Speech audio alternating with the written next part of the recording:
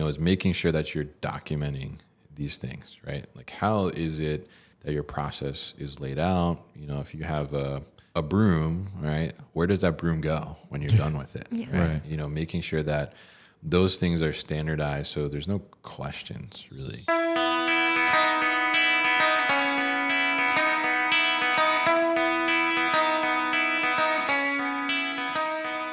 Hello, everybody. I'm Jared. Hi, I'm Melinda. And welcome back to The Secret Life of Inventory. This is a show where we talk about the unseen world of inventory management and uncover the hidden mysteries that help businesses like you optimize their workflow and succeed.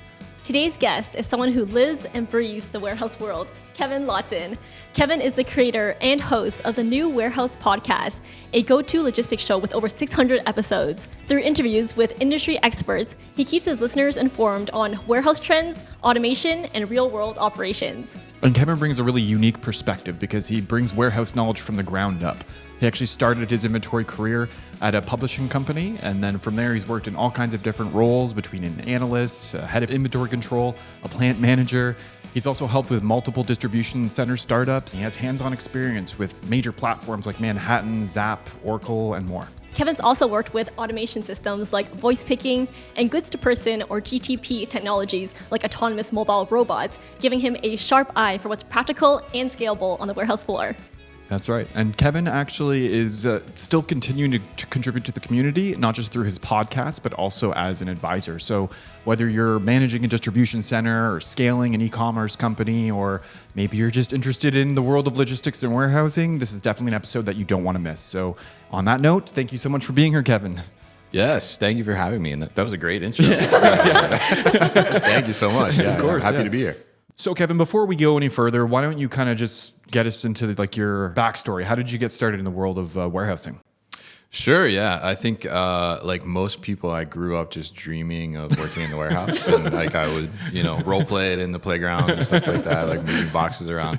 No, it definitely was not my intention to get into warehousing. Mm-hmm. I got out of school, out of university, and I didn't quite know what I wanted to do. And there was just a connection through a family friend. There was a temp position for an inventory control specialist. And I'm like, okay, I'll try it and see what it's about. And I kind of quickly realized I kind of like this. I was working on managing and resolving discrepancies between two systems on the inventory side. So kind of doing a lot of research, a lot of digging, kind of solving mysteries. Detective?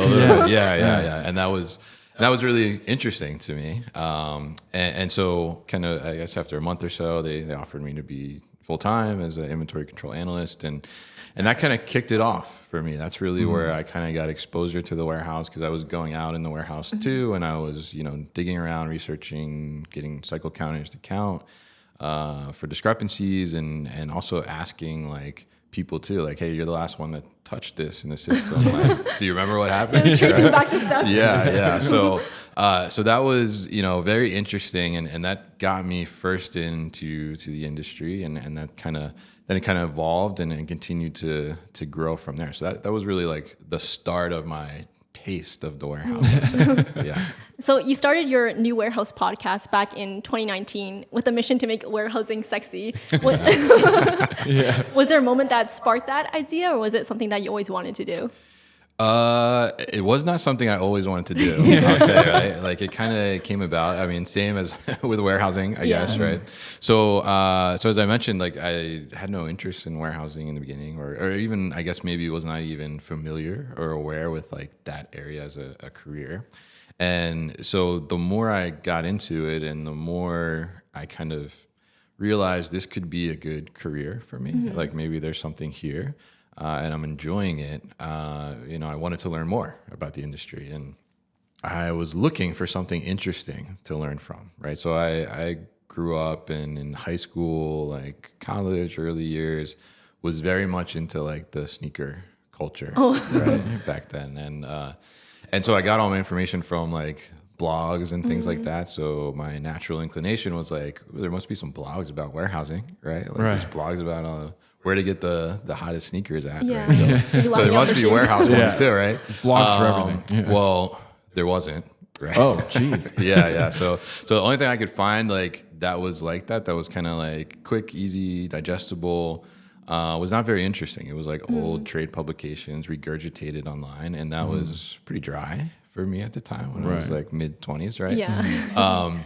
So I had done some freelance ghostwriting before for a different industry. So I was kind of like, oh, maybe I could do a blog about this. And at that time, when I started to do this, I was involved in a very intensive project, bringing a new fulfillment center, distribution center online for a company, and it was long hours, and as they typically are. And I was like, I don't have time to write and then edit and then figure out how to even just put this out into the world. So my boss at the time, who really kind of brought me in to the warehouse, because there was a point after that first stint as an inventory control analyst at the publishing company that you mentioned, where I had an offer to go to the transportation world, a job offer. So there was almost like a pivot in a different direction. But I had worked with him before, and he had reached out around the same time too. He's like, hey, I'm at a new operation. Like, do you want to come join me again? And it was a difficult decision. I will say that, right? So, but I do have to credit him because he was the one that kind of kept me in the warehouse and pulled me in. So I had been talking to him about this idea, and he was like, oh, I hear like podcasts are becoming a thing, right? And this is like, I think it was like 2018. Did you listen to podcasts back then too? So funny thing, I had never listened to a podcast Before you started one. Okay. Before I So started the podcast, first one you yeah, ever yeah. listened to was your own podcast. Yeah. Well, I think maybe when I decided like, okay, yeah, I'm going to try that. Like, I think I started listening to How I Built This. I think it was probably the first podcast I listened to, which I guess is a great show. Yeah, it is very good. Yeah. Very Really, really interesting. But yeah, so he kind of said that. I'm like, oh, that seems a little easier. Like, just sit down and talk. Yeah. Right. It can be a little more raw, I guess. Doesn't have to be as polished. And so that's kind of how it started. And really, the idea of warehouses are sexy, right? As you mentioned, was kind of just, it really was just an offhanded comment on LinkedIn. A friend from college had ended up in the social media world, being like a social media admin or manager for an automotive blog, right? So they were doing like, these cool shots of cars like on Snapchat and things like that at the time. And I was thinking like, like there's interesting things happening in warehousing, like equipment and robots and things like that. Like, why can't we do like sexy shots like that too? Right? So when I first kind of announced like this idea for the podcast, I wrote an article on LinkedIn, and it was called "Warehouses Are Sexy," like with a question mark. And it was not my intention that would become like a thing throughout this whole journey, but it has stuck, and people like are That like, defines your brand now. I saw that article, "Warehouses Are Sexy," right? And so after a while, I like just embraced it. Like, now it's like my tagline on LinkedIn. I got stickers. Too, Oh, nuts. Right. There So, you go. I love how You're gonna prepared lean you into are. it. I brought these for you guys actually. Oh, thanks. T-shirts too, and Oh, wow. Amazing. yeah, and warehousesaresexy.com. That's my domain. As well. So, but that's kind of how that came about, and I think it's been really interesting to hear people's reactions to that, because some are like, no, they're not, right, and some are like, you know what, like, you're right. Yeah, right? as that appeal. Yeah. And they're like, yeah, now that I think about it, like, they are sexy. Like, there's a lot of things going on in there. And when you have like one that's well run and is orchestrating and everything's moving the way it's supposed to move, like that flow and everything, like that's sexy. Yeah. So that's kind of how it came about. So now let's dig into what's actually happening in the warehouse space. Are there any exciting trends that you've noticed lately?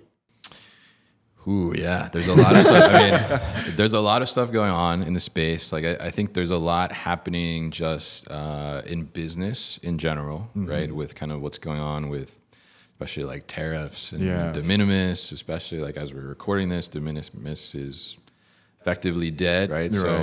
So that's a big deal for the warehousing space, especially those that have 3PLs and e-commerce brands. That's difficult to say, like, what's the way to go, right? Because there is a bunch of uncertainty and shifting things. And, one day it's 145%, one day it's 30%, right? So how do I deal with that? So I mean, in extension to that, I mean, there was a huge kind of influx and inquiries and just chatter around like how to operate free trade zone type of warehouses or bonded solutions to be able to help clients navigate that, right?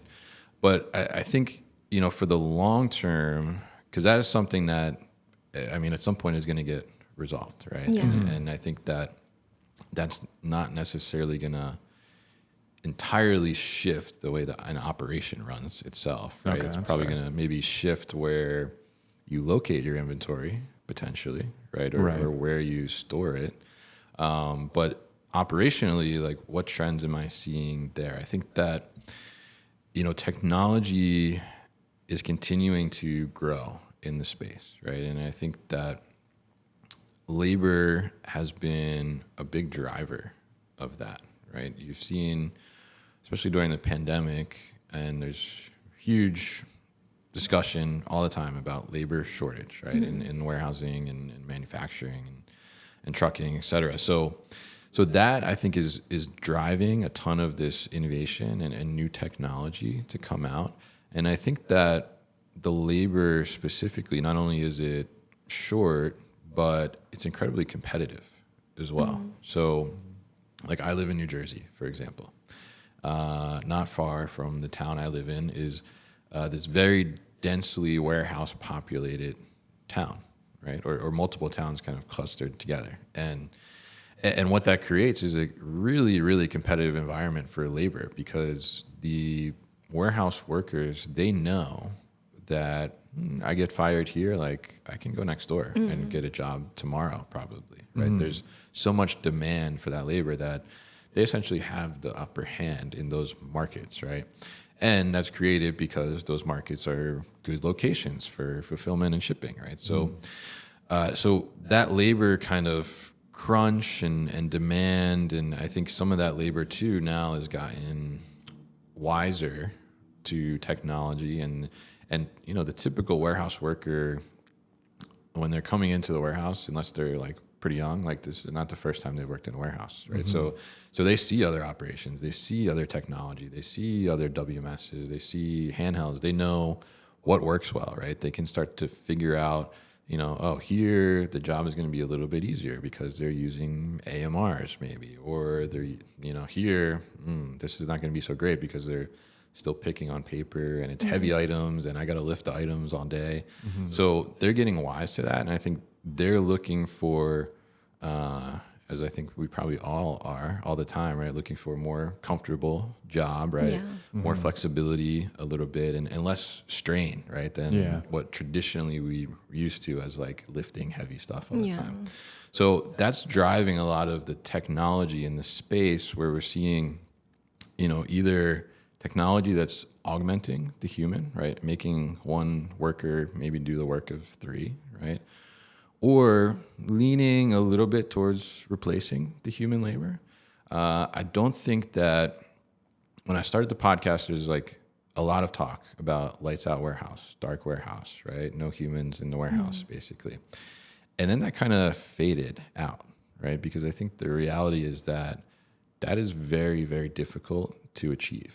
Right? You have to have extremely repeatable processes and similar product to make that work, right? If you have a shift in your product development in some way, like that can throw off like a whole system like that, right? And if you're a 3PL, your clients can be changing all the time, right? So you can't really lock into like an automation solution that's going to take years and years to get the ROI. So it's more about kind of this collaborative effort when it comes to robotics itself, right? So how do we take something that's maybe heavy lifting, have the robot do the lift or the movement, but still have the human do like the pick and the pack or the things that are a little more intricate that the robots are not quite there to do.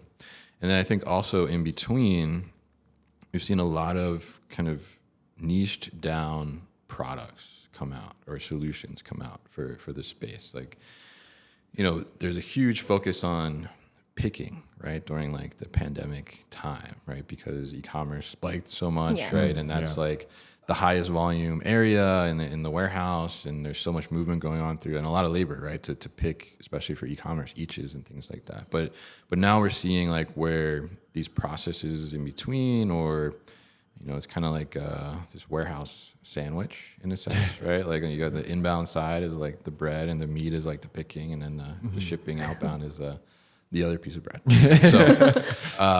So now you're seeing like more things happen that are more specific to like those pieces of bread, right? Like now we're starting to see automation come to the inbound unloading side, which are some really cool things happening there. And then you're seeing these softwares pop up too, like in between. Like you have ones that are just focused on like cartonization, for example, like just making sure that you're using the right size package to be able to do that. And if you think about that in the grand scheme of like overall warehouse operations, that's like seems like such a tiny thing, right? But it makes such a huge impact on the other hand. So things like that, and things where now AI is coming in, it's making it easier to rapidly develop different solutions. So people are using AI for like picking layouts now, where WMS can guide you through a pick path, right? But it's not taking into account a lot of different variabilities and things like that, where now people are coming out with AI solutions that are adjusting that and giving that picker like the most efficient and effective pick path. So I think those small like niche down solutions are definitely ones to watch, and I think they're easy lifts for operations to bring in of all sizes, where a lot of that robotics and automation is tough for smaller to medium sized businesses. So those are really interesting to me, and I'm seeing more and more of that come into play. But I guess the ending trend that I'll say there, which is like it's a gift and a curse a little bit, right? That there's like so many options, so many solutions out there addressing so many little different things that it's overwhelming, right? So now if you're not like an Amazon or like a GXO, right? Like a huge player that has analysts to look at all this stuff and do R&D and all these things, and you're just like mid-market, small business, you got one warehouse, two warehouses maybe, and you're just like, I don't even know where to start, right? Exactly, and I think that's the other trend is like, it's just overwhelming, right? There's so much like, how do you go and dial down and figure out like, where do I even start? Where do I even pick one, right? Now there's like 5 solutions for this one problem. Like, I don't even know like which one. So with so much buzz around automation and AI, what solutions do you think are actually making a real impact versus maybe something that's considered more hype than help? Sure. Yeah. I think that, I think like AMRs and ASRSs, like automated storage retrieval systems, are certainly like, I think they've solidified their place, right? And I think that they are starting to get to a place where the barrier to entry is getting lowered too. So now it's opening up to a larger market, right? And you see some of these robotics companies actually coming out with solutions to cater to those markets too as well, like the more mid-market and sometimes smaller business as well. But where I think there's a lot of hype, certainly, and we're not quite there yet, is certainly like humanoid robotics, right? I mean, I think humanoids are, the concept is very interesting, right? I mean, I think the one thing for me that I like go back and forth on is like, why does it need to look like human? Yeah, I mean, that's a very good point. I think that's just kind of our own thing, right? Yeah. But I mean, they are deployed in warehouses, and there are some customers that are like paying for these humanoids now. But the task range is, at least from what I've seen, is very limited at this point. And obviously, because their brain is basically AI, right? Like over time, it's going to get better and better and better. But I still think that is like far off for us and for the the average warehouse to be thinking about, right? How do you think mid-size operations are adapting differently than large enterprise level distribution centers? That is a great question, because I think that a lot of the marketing that we see, right, around robotics and automation, like if the average person saw that, like they would think like every warehouse they drive past like has some kind of robot inside now, right? Which is like not the case at all. I mean, the penetration on it in the overall market is like very small percentage, right? So there's still a huge way to go. But I think that I see more in the mid-market. I think they struggle with what we just talked about, is that there's a lot of solutions and like, how do I get there?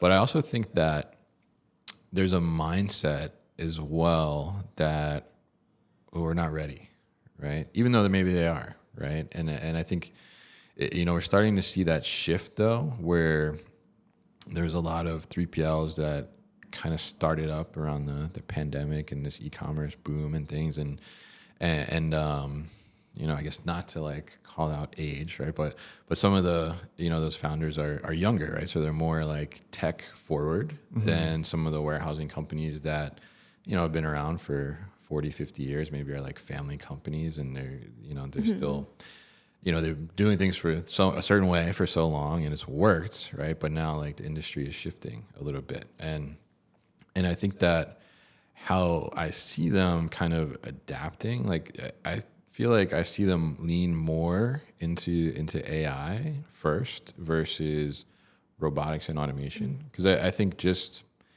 naturally, like robotics and automation just feels like a huge lift. Yeah. Robotics probably cost a lot too, right?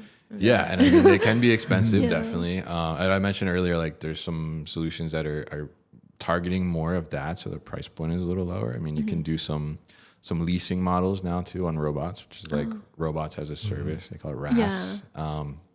So that makes it a little more feasible, and you can certain companies have like surging. So like if you're dealing with peak season, like you can have them bring in more robots for like those 2 months, right? And then you can send them back, right? Yeah. So it's like you're only It's like paying, seasonal workers. yeah, exactly, right? So it's like you're only paying for them like when you have them, basically.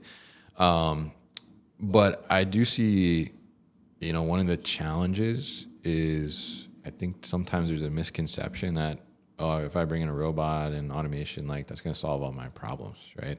So I think there's still a lot of times where you're not fully optimized yet in your operation, right? You haven't done everything you could do before robots, and then you start to bring them in, and then like you're like I'm not getting the numbers I thought I would get, right? And that's because like there's something in your process that you should have fixed first, right? And you should have been able to do that. And I see the mid-market kind of looking at some of these more like niche down solutions, like I was talking about, and finding that they're adding real value to the operation, and that's having like a lot of success for them before they get to like a robot level. So something that we hear a lot about recently is sustainability in warehousing. So I was wondering if maybe you can give some like practical advice or tips for companies that are looking to be a little more sustainable in their operations. Yeah, sure. I think that's, the interesting thing about sustainability in the warehouse is that, when we first saw kind of like this surge of like, oh, be green, right? Let's be green. Let's be more sustainable, right? It was, there was a lot of, I think from an operations perspective, at first it seemed like, this is going to be extra work, right? Or this is going to cost money because now we need to buy more sustainable packaging or something like that. But in reality, people have come up with solutions and met kind of this consumer desire where you can actually save money by being more sustainable. Oh, that's right? great. So, if you look at an operation from like a continuous improvement perspective, right? You look at kind of a 5S situation, and you identify waste and reduce waste, and that's in all different forms. But taking away waste actually ends up saving money over time, right? So, so yes, there's been like inventions of more sustainable tape or packing materials and pallet wrap. I think, and I don't know if they're still out there, but it was a couple of years ago. I saw it was like a pallets made of coconut husks, right? Oh, wow. Which was pretty interesting, right? But that kind of stuff like sometimes does cost more, right, than the traditional. But where you're seeing like practical, sustainable things that result in actual cost savings as well. I talked about cardinalization earlier, right? So, this is software you plug in, and, you ever gotten a package, right? And it's like a small item in a big box, and it's just a bunch of air. It drives me crazy. I hate that. Yeah, right. It triggers me. So it's not good for the consumer experience, but that's really not sustainable at all. Because if you think about a truck, right, driving down the street, and that truck is filled with boxes, right? There's probably, you got one box, right? But there's probably, 1,000 boxes in that truck that also probably have similar situations. That truck ends up being like almost like 50% air, right? So you're moving this truck that's 50% air, all the emissions are coming out, right? If you can get those packaging dimensions more succinct with the product and be able to have that better cardinalization, then you're shipping less trucks essentially over time. And it's hard to think about it when you just look at one box, right? But when you start to look at it and extrapolate it out, and I've had some of these cardinalization companies on the podcast to talk about this, the savings are huge, right? I mean, you can cut trucks in half in some cases, right? So that's a huge one to be able to do that. And then to take it a step further, to tie into the automation, right size packaging as well, right? There's automation that, the items that are going to go on the order will come down the line, and then this laser scan it basically, and it'll make the cardboard exactly to fit that size. So like there's no void space. That's crazy. At all, right?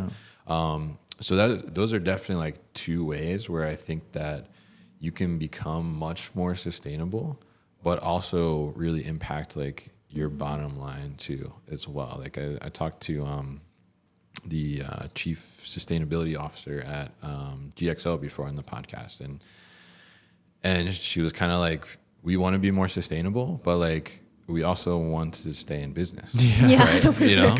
Which I think is like so honest, right? And a great way to put it. But it's like, you can only go so far with sustainability while still sustaining your business as a whole, right? So anytime you can find like what's more sustainable and then ends up in cost savings too as well, like it's going to be good all around for the entire ecosystem. Yeah, very cool. So now that we've explored trends, let's move on to something a little bit more hands-on, something you're very familiar about, inventory control and operations management. So what are some best practices that every team should keep in mind? Give lots of love to your inventory control team.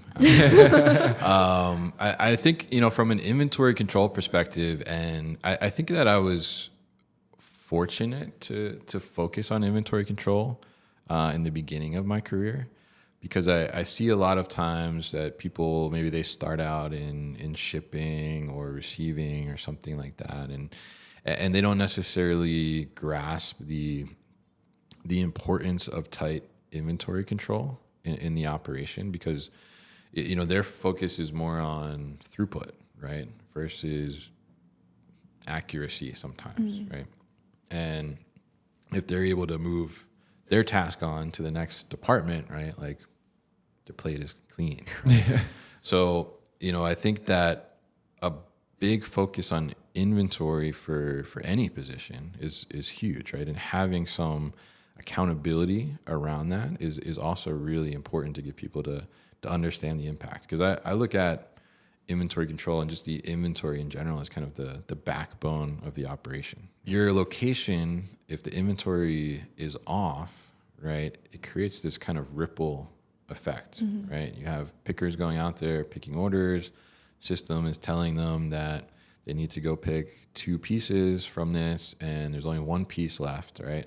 Now the pickers either got to flag it in the system, and then it's got to get checked by inventory control, and then maybe that order is on hold because that was supposed to be the last item in the building, right? And that always happens.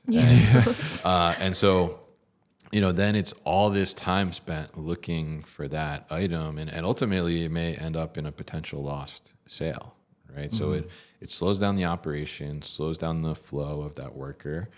Takes time away for other people that have to go and search and research and figure out like, where is this? And then potentially you're losing money because, I mean, you just spend all that labor money, right? Trying to rectify it, but you're also just potentially losing that sale as well. So I think from an inventory control perspective, it's very important to be able to tie accountability for all departments, right? Because all departments can impact the inventory accuracy, right? And, with that being said, root causing and understanding why these discrepancies happen, right? Why is there a shortage? Why is there an overage? And then figuring out how to fix that for the future is really the key, right? It's one thing to, that example where it's supposed to be 2 and there's only 1 there, right? It's one thing to like, okay, find that 1 unit and resolve that. But how are you going to prevent that from happening again, right? Because if you're not preventing it from happening again, right, then I would say like your inventory control program is not effective, right? It's just kind of firefighting in a sense, right? And you want to prevent the fire. So, so making sure that, one, you can rectify the situation when it needs to be rectified, but then dig in and really understand like what caused that problem, right? And how do we prevent that from happening, right? And that could be from a process perspective. It could be from a system perspective. But I think the key to getting to that point and being successful with inventory control is that you really need to know the ins and outs of every process from a physical standpoint and also from a systemic standpoint as well.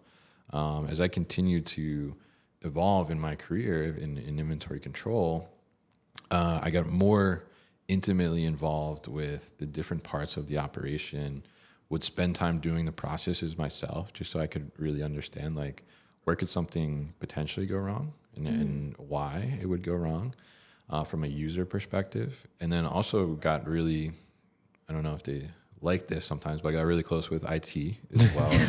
and would poke them a lot about like, hey, this thing in the system, there's a potential for somebody to make an error because of the way the screen looks or because they can like potentially go somewhere else or they can adjust things around. And I think being able to look at those things and then come up with the solutions to do that can really kind of lock down those processes and be able to prevent those discrepancies from happening. So I think it's important for inventory control people and the team to really, get into those weeds and be able to solve those issues and then prevent the issues from happening. But then it's also incredibly important to have, the other departments have some responsibility for that as well, right? Like if that problem was caused by receiving because they miscounted when it came inbound, like that accountability needs to go to receiving, right? If, a picker overpicked, right, or picked the wrong item, like then that accountability needs to go there, right? And that needs to be like a full-on culture shift in an operation sometimes.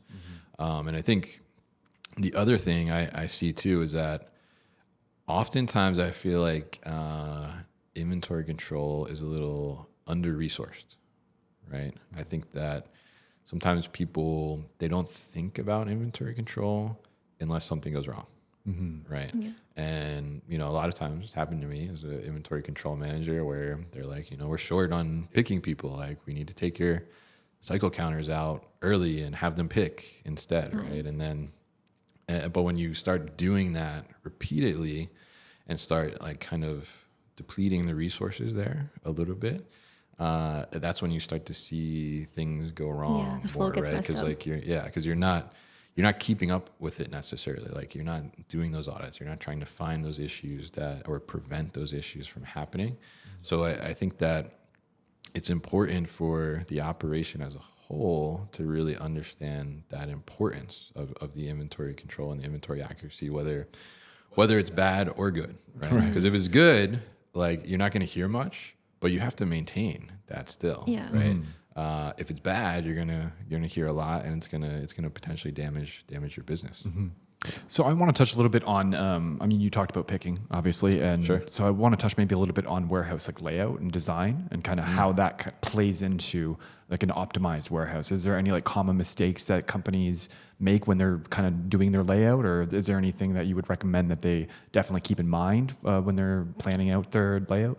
Yeah, absolutely. I think that's always like a very big challenge, I think, right? Because you think about a lot of warehouse equipment and things like that, especially you look at racking, like it's not easy to move, right? So a lot of decisions are, I mean, no decision is necessarily permanent, but they're kind of like semi-permanent. Like it's not like, like we put this racking here, but like let's spin it around and try it this way instead. Like it's not that easy, right? Like, you gotta like pull it out of the concrete and get a crew in there to move it around and things like that. So I mean, my advice with the layout is as much as you possibly can, keep it flexible. Like I'm a big fan of having things on wheels, like for that reason. Like so, like pack stations. If we need to shift things around. Like workstations as well, being on wheels, and so that gives you some flexibility with space, and you can rearrange things how you want.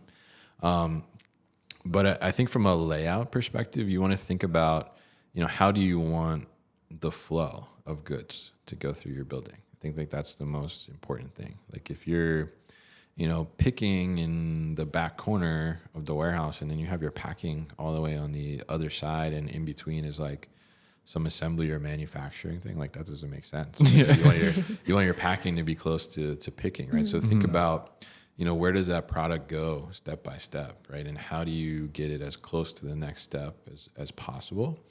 And I think a lot of times you underestimate the space like a certain department needs and what they need. Like I had a conversation yesterday where we're talking about oftentimes like you look at a packing area and you have bulk boxes, right, on pallets, and oftentimes they're like tucked in the way back corner, right? But what you don't think about is, oh well, now that when that packer needs more boxes, like they got to walk all the way to the other side of the warehouse, right? And then they see their friend on the way, all these things, right? And they're just moseying along, like, oh, nice little break, I'll bring the boxes, sure, right? But you want to keep that stuff close, right? Or like you set up the picking area, and then like the bathroom is all the way on the other side, right? You got like, and we had that issue in one operation. We kind of expanded, and I think we were just under like 300,000 square feet, so bigger building. And we had brought a department in from an older building that was part of the company that was closing down, and we didn't have a bathroom on that side, right? So every time people had to walk all the way, it was affecting productivity because it was a long walk. I mean, it was minimum 5 minutes to go one way, and then that adds up with every employee. So you're losing time. So those kind of things, like just thinking about the travel time in between when they're not actually doing the work, or like how to get things closer together to make those transitions more seamless, I think is really key. So when it comes to standardization, what does that look like in a warehouse setting? Are there any key regulations or compliance issues that teams should be aware of? Yeah, I mean, standardization, I think there's a couple ways to look at it. One is through a regulations perspective, right? Like what are agencies and your local towns telling you have to do, right? But the other is to look at it through, the focus of how do you make sure that everything gets done the same way every time, right? And that's a lot of that kind of continuous improvement, 5S mindset. So from that perspective, the standardization, is making sure that you're documenting these things, right? Like how is it that your process is laid out? If you have a broom, right? Where does that broom go when you're done with it? Right? Making sure that those things are standardized so there's no questions, really. I think when you think about people working in the operation, like as they're going about their daily tasks and activities, the goal in my mind is that you don't want there to be any space for them to like think, right? Like if This automatic habit. like if they start like thinking like like where should I put this broom, right? For example, like then like that's how the broom gets lost, right? And then somebody else is like, where's the broom? And they're like, I forgot where I put it. Like I know I used it, but I forgot like where I put it. And I mean that's like a very simple example, but then that kind of ripples like throughout too, right? Like you know, somebody comes to a location or you know looking for a product and they see like maybe the product looks like the one in the location to the left, they're just like, oh, I think that's it, and I'll just grab it, right? Instead of like having this process of, hey, product's not here, I need to go get the supervisor, I need to flag it somehow or do that, right? So, so anytime there's like a question for the worker or like that thought process, that's where you start to see like mistakes creep in, right? And I'm sure they have like great intention, right, on like what they're guessing to do, but oftentimes it's not the right thing to do. So standardization around those processes and documenting those and making sure that training is robust and thorough and is being reiterated too and reminded is critical to making sure that standardization is set in place and preventing like those mistakes from happening. Now, from a regulations perspective, I mean, I think it varies, right, depending on what kind of business, what kind of operation you have. If you look at somebody that's you know just shipping corrugated boxes, right, as a packaging supplier, like there's a lot less regulations for that kind of product versus somebody that's dealing with food type of product, right, where you have I don't know, in the US we have FDA regulations or USDA regulations. I'm not sure about here in Canada, but yeah, I don't think it's called the FDA, but we do have something similar. I'm sure you have something similar. I just don't know what it's called. So, you know, there's regulations that come along with that, right? And there's, you know, in certain instances, like there's inspectors on site. Like I've been in some cold storage facilities where like they have a dedicated space, right, where they'll come in often and they'll pull samples of products and inspect it and make sure that like, you know, it's right. And when you have temperature control as well, that's incredibly important to stay on those guidelines. But then you also have, and this can be quite challenging at times, actually coming back to your question about warehouse layout as well, right, is when you're dealing with local towns and their ordinances, right? That is something in some towns is very difficult to navigate, right? And, you know, one situation I had where the fire code was around the egress, like the crosswalk, basically, for the emergency exits. They were a huge stickler on the placement of that. And in some instances where they like were saying we had to have this painted, it could not be blocked in any way, it needed to be cleared, it was really not conducive to the flow of the operation. Like it was kind of blocking off like a whole area and we couldn't put anything there, right? So so you run into these situations, but that's incredibly important to focus on.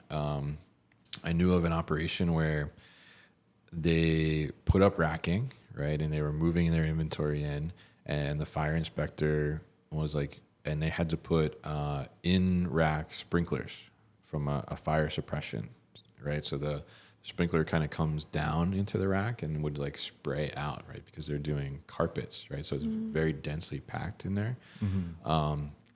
And they jumped the gun. They didn't wait for the final inspection. They loaded the carpet in the rack, and the inspector came and told them they need to pull it all out. So they can properly inspect. And there was like one issue, and they had to repair it. But it was like double work, right? And I think, you know, oftentimes like you don't know who you're gonna get from these towns that are gonna come inspect. Some are like, they're just prickly, right?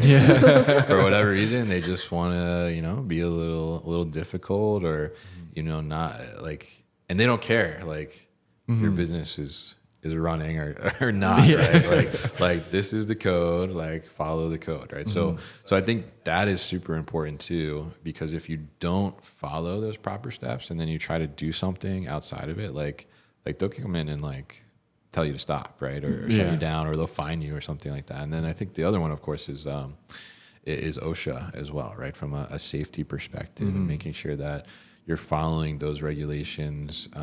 Because if you not, and an employee reports that to them, I mean, you get in some serious trouble and some heavy duty fines, right? So I think from a regulations perspective, I would say like those are the two big ones. But then obviously as you get into more product focuses and things like that, there's different things to maintain.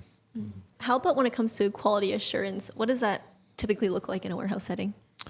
Ooh, that's a good question. I spent some time in quality assurance as well, but it can vary, and it depends on the product, right? It depends on the level of involvement in the product. It depends on the cost of the product, right? If it's a low cost item, you're probably not going to do much QA, at least on the product itself.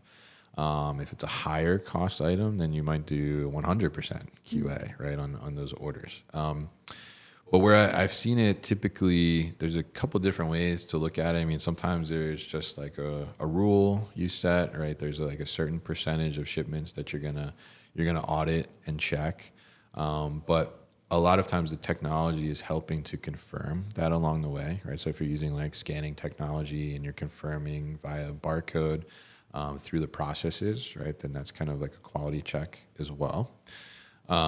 But there's people using computer vision, for example, now as a technology layer to check with cameras and identify like at the packing station or identify as those pallets are being loaded onto the truck that it's the right thing.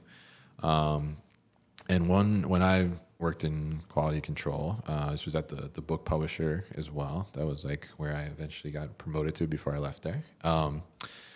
I was supervising the quality department in the warehouse, and the way we did it was by weight, right? So we had very extensive like conveyor systems, and they were using voice picking in a zone pick environment, right? And this was a very big operation, and so the boxes would ride along as it got to your zone. Then the voice pick would tell you, which items to pick from your zone, put in the box, and that would pass along. But as it was getting completed, it would pass over a scale. And so in the system, all the weights of every item were in there, right? So the system was calculating what should that order weigh. And if it went across the scale and it was either over the weight or under the weight by a certain threshold, it got kicked off onto the QA mezzanine, right? And then we had auditors up there. They would pull the box, they would scan the order, and they would go through and see, like, is it good? Is it not good? What's missing? It's not missing. Something's missing. Send it to hospital, and somebody would come and run and grab what's missing and fix it. And then we would also do like a certain percentage that would get kicked off just for regular sample auditing. Or in that case too, where we had a client that or customer that was complaining or something, or saying that they were continuing to get issues with packages, then we could flag like orders for just that customer to get kicked off, and we could do like 100% QA on it, or we do like 50% QA or something like that. So it depends on kind of the level of sophistication for your systems. And it also depends on like the volume you're doing and the type of products and things of that nature. But oftentimes like that QA check is happening like on the outbound side, right? So I want to talk a little bit about something that doesn't get a lot of talk is risk management. So obviously in a warehouse, there's a ton of different, departments working together and everything. And, there's like your robotics, everything that could possibly go wrong, inventory loss, employee safety, all this stuff. So what would you say are some of the things that people should really pay attention to when it comes to risk management? Yeah, I mean, I think the biggest one is probably safety at its core, right? Because the warehouse is a dangerous place, right? I mean, it can seem, if you go there day to day, every day, I mean, it can seem like it's not dangerous because you just get kind of complacent and comfortable. But you have, huge forklifts zooming around typically, and those forklifts are heavy themselves, but they're also carrying pallets that are also typically pretty heavy too. So I would say like that's the number one thing from a risk perspective that you need to be able to manage and prevent from happening, and that's kind of like really needs to be culture throughout the operation. But from other perspectives, I mean, there's all kinds of varying risks that can happen in the operation. I mean, it could be something from like a worker calls out today, right? And now we're short staffed, and does that put us at risk from shipping all the orders today that we need to ship, right? And how do you have a contingency plan to cover that? Like if there's an unexpected thing, right? Or I'm in New Jersey, you guys are in Toronto, so you know, like it snows, right? Yeah. And it snows too much that like half your staff is not going to make it in, right? Or it snows so much that like, hey, we can't open today, right? So now how do you recover from that, right? What's the contingency plan to do that? Like, can you make it up in the next day, or do you have to extend your week by one day? Do you have to run an extra shift to be able to do that and catch up? And then you have from like an equipment perspective too, right? You come in and this was one that I will say still like drives me crazy, right? Like, so in an operation, there's 2 shifts, right? And too frequently, we would come in the morning, and somebody on first shift would be like, "Well, I can't use my forklift." Why? Well, whoever was on second shift didn't plug it in, so it's not charged. It's not charged. Oh. Like, so the risks are like all different sizes. Yeah. But it's like, how do you? And that goes back to kind of standardization too. Like, in hindsight, like we should have had some just check at the end of the day. Is everything plugged in, right? So those types of risks, I mean, they could be small or they can be big, but they all have like an impact on the operation. They all have an impact on how do you deliver on what you're supposed to deliver on for that day or for the long term. So the key is whatever the risk might be, having a contingency plan in place, right? And I think that becomes even more important the more we grow like our tech stacks, right? Because if you think about how dependent some operations are becoming on the tech themselves, like a lot of this tech is cloud based, right? So if you internet goes down, you lose internet, like what are you doing? Like, how do you navigate around that? Like, do you have a workaround where you can effectively still pick, pack, or do some type of process, and then make sure that that inventory is going to line up when that internet kicks back in, right? Or do you have multiple internet providers, right, that you can switch over to, and if one cuts out, right? Do you have generators in place, right, for power and things like that? So I think that's another risk, and that's one that I think the more technology that comes into play is that's another potential problem. Like, if we don't have the connectivity, then what do we do, right? Are we just dead, right? You're too dependent on tech. Like, everybody grab a broom, clean. I mean, that's what we would do sometimes.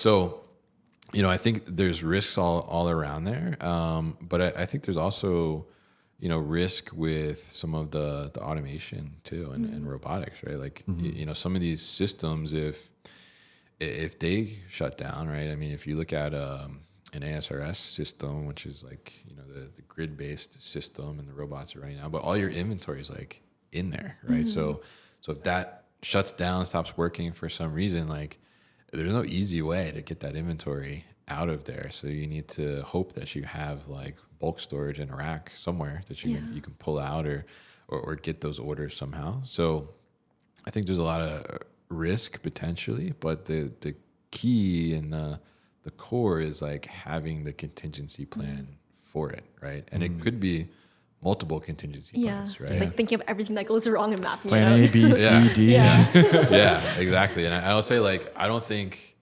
you can think of every possible scenario that could go wrong. But the more contingency plans you can put in place before something goes wrong, right? Like, the better, right? And I think you can leverage like some of your staff to help with that too. Like, hey, when you worked at, the previous place you worked, like, was there anything that went wrong that maybe we should think about, right? And put contingency in place. And instead of like, it goes wrong and then that person's like, oh, this happened like the last place I worked. Learn from your competitors' failures. What do we do, right? So, so that would be like the big message there, is like, just have that contingency plan in place. So, I mean, in the world of e-commerce, there's obviously a ton of things that are getting shipped and back and forth, between returns and everything. So we kind of want to talk a little bit about like the return process and how that kind of manage and navigate that. I guess, is there any like creative strategies that you've seen people employing for returns, or like, is there any like best practices people should kind of follow? Yeah. Man. Well, returns is like the thing that nobody wants to touch. Yeah. I mean, that's the thing. And I managed returns department too in the past. And it was definitely like, and those returns, were like commercial lights, right? And we had some incredibly generous warranty program. So, I mean, we would get lights in that had been sitting on the outside of the building for like a couple years. Oh, wow. Right. So like, covered in like bird grass.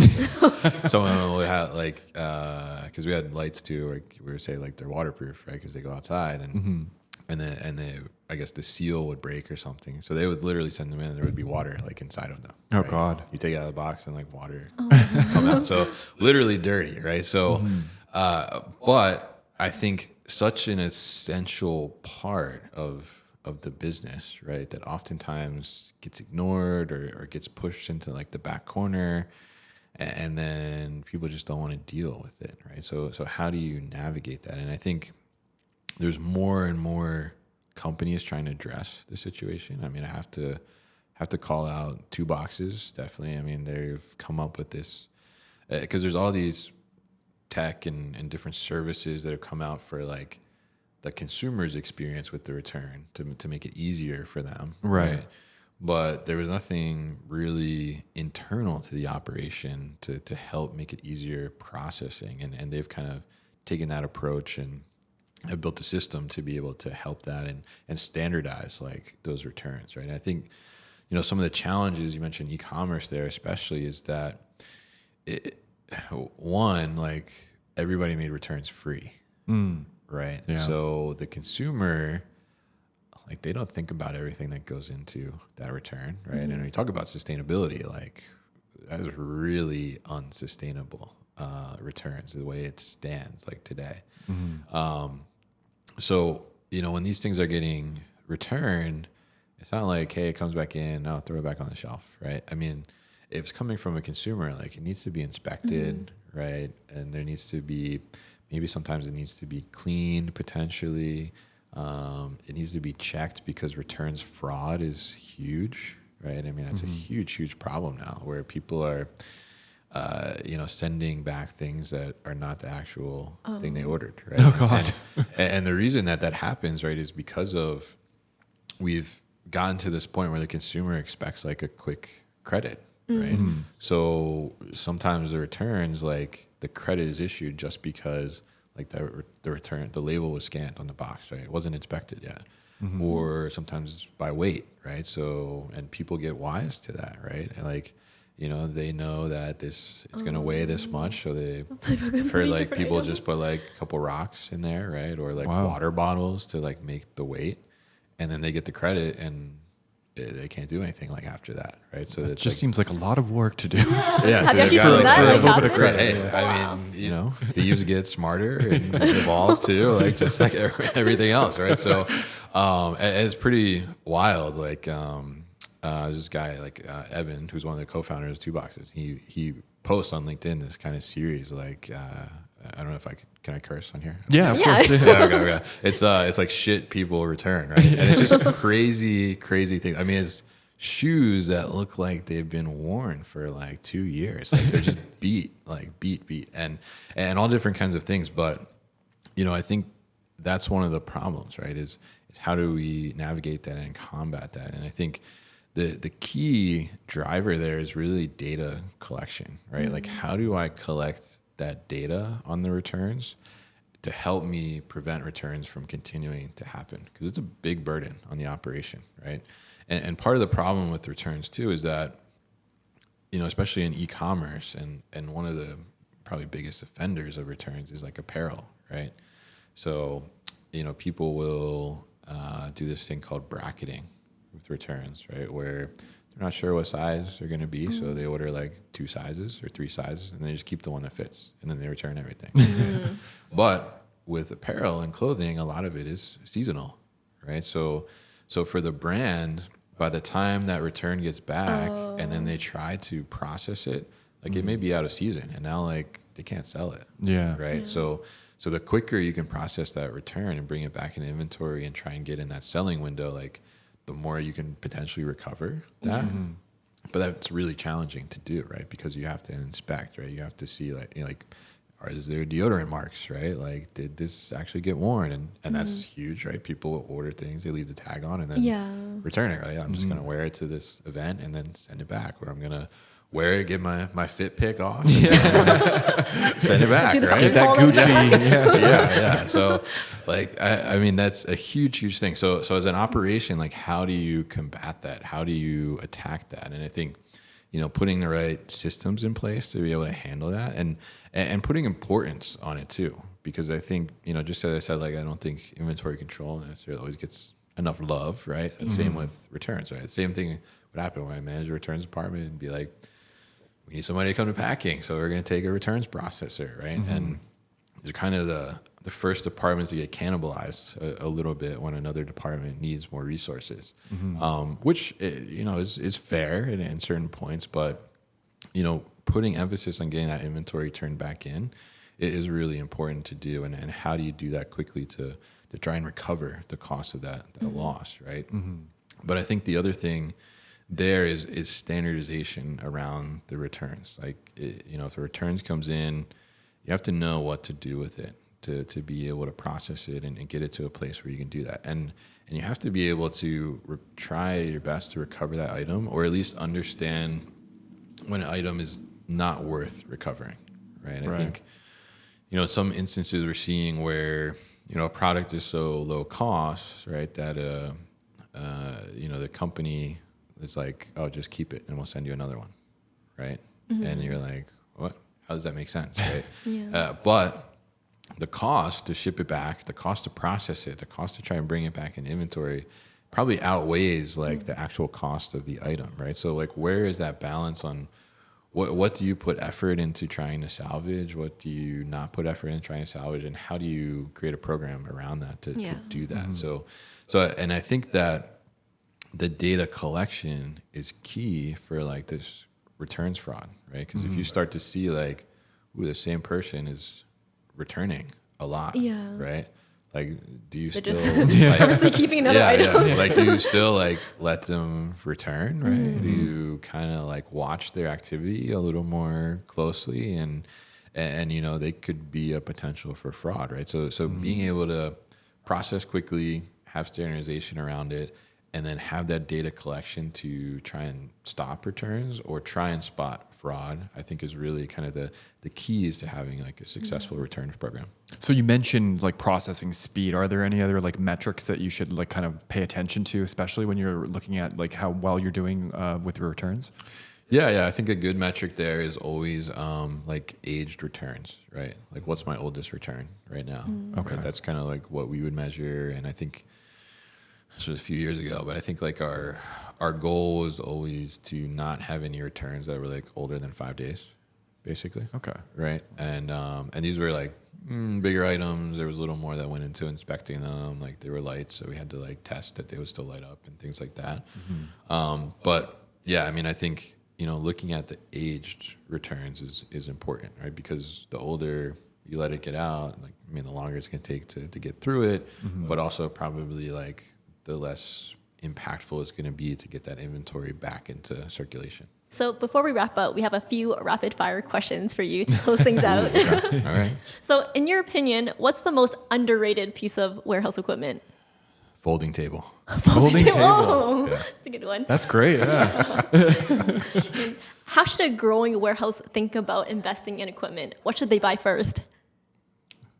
Ooh, that's a tough one. What should they buy first? I think they should assess whatever they need first and not go after the shiny objects. That's a wise answer. Yeah. And last question. If you could have one warehouse superpower, what would it be?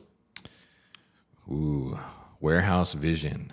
I call it, right? Yeah. So, you know, like basketball, you have court vision. Like, you can kind of see what's going to happen next, and Yeah. the plays and everything. Predicting the That's future. like warehouse vision, just like that. Like being able to see like, ooh, what's going to happen next, and where's this going to be? Where's Yeah. my This- picking path? This and- product In the future.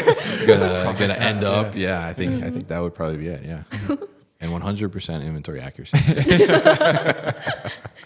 So for those who are just discovering your podcast, the New Warehouse podcast, I mean, you have, like you said, over 600 episodes. So that's it's pretty daunting to just kind of jump in. Are there any episodes that you think are really valuable that people should check out, or maybe one of your favorites? Ooh, that's such a hard question with so many episodes. People ask me that a lot. Like, what's your favorite episode? Like, I don't know. I wouldn't say like you don't have to start at episode 1, right? I think that the podcast covers everything from like floor tape to humanoid robotics, right?